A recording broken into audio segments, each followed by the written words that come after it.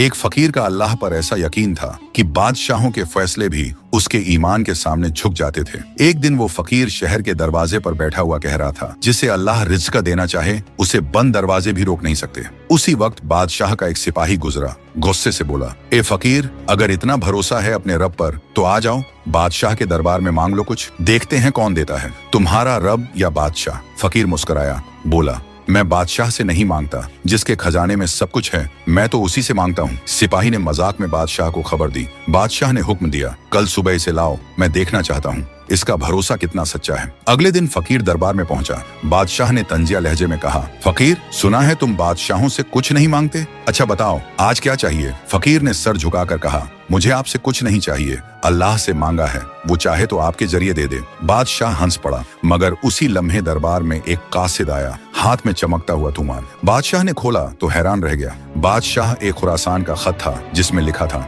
इस फकीर को हमने अपनी जमीनों से सोना और अनाज भेज दिया है, क्योंकि कल रात ख्वाब में हुक्म हुआ कि मेरे बंदे का रिज़्क तुम्हारे हाथ से पहुंचाओ। बादशाह का चेहरा बदल गया, वो फकीर के कदमों में झुक गया और बोला, वाकई जिसका अल्लाह पर यकीन हो, दुनिया खुद उसके कदमों में आती है। जिसने लोगों से उम्मीद तोड़कर अल्लाह से जोड़ ली, उसे अल्लाह ऐसे रास्ते से नवाजता है जिसका वो खुद तसव्वुर भी नहीं कर सकता।